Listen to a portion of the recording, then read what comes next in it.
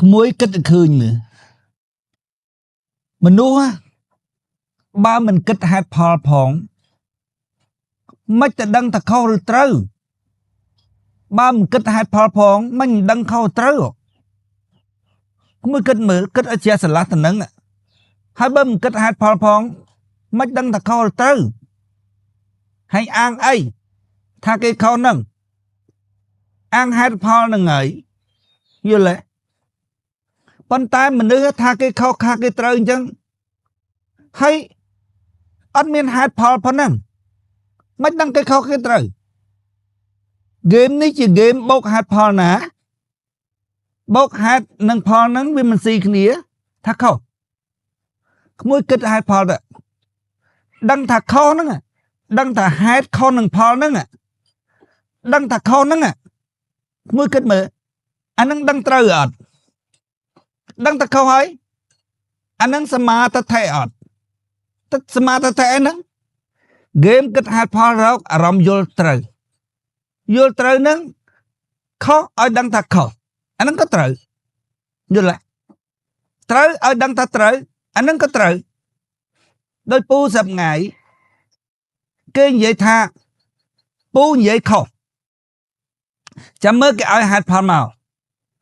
និយាយខុសក្នុងកម្ពីយើងធ្លាប់រៀនធ្លាប់សិក្សាមកព្រំចេះជេរដែរអញ្ចឹងយល់ទេអាងកម្ពីហ្នឹងបើពុតនៅចំពោះមុខយើងត្មងក៏ប្រពុតឲ្យហេតុផលដែរមិនពាក្យប្រពុតហ្នឹងយកជាសំអាងទេអត់មានទើត្រឹមពាក្យប្រពុតទេសំអាងត្រឹមហេតុផលប្រពុតថាតថាគតថាអញ្ចឹងហេតុផលនេះគិតមើលត្រូវអត់ហ្គេមនេះជាហ្គេមគិតហេតុផលរកអារម្មណ៍យល់ត្រូវណាយល់ទេមនុស្សដែលអត់ចេះស្ដាប់ហេតុផលនិយាយមកអត់មានហេតុផលអាហ្នឹងឲ្យមនុស្សអត់សិលគេនិយាយហេតុផលទៅស្ដាប់មិនចូលទេយល់ទេហើយនិយាយគេមកវិញអត់ហេតុអត់ផលយល់ទេដោយពូនិយាយថាហើយចុះបើវិញ្ញាណវាវង្វេងថាខ្លួនឯងជាសត្វទៅហើយនឹងតើវិញ្ញាណនឹងតើអារម្មណ៍នឹងវាទៅគិតហេតុផលរកខុសរកត្រូវបានដែរហេតុផលហ្នឹងយល់ទេបើវិញ្ញាណនឹងវាវង្វេង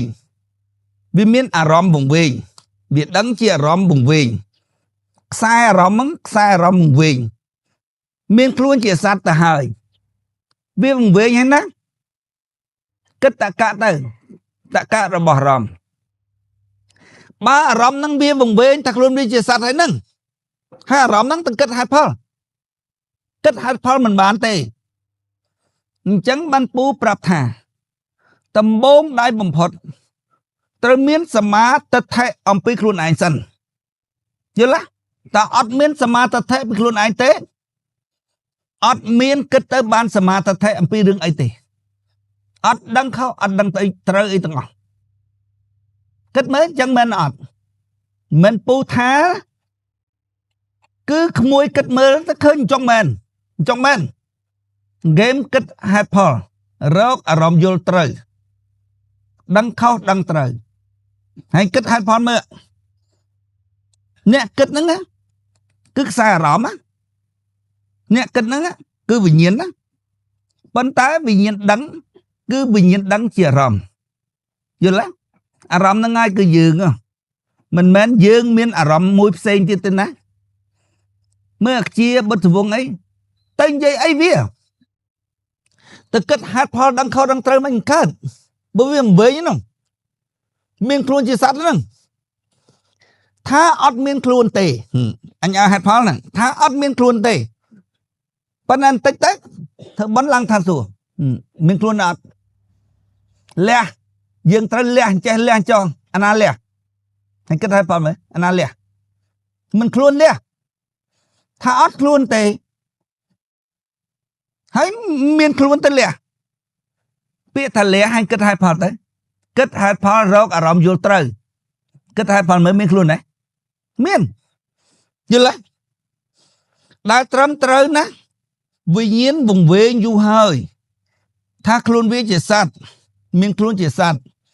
វិញ្ញាណនឹងត្រូវគិតត្រូវស្ដាប់ហេតុផលដែលបញ្យល់ដោយព្រះពុទ្ធ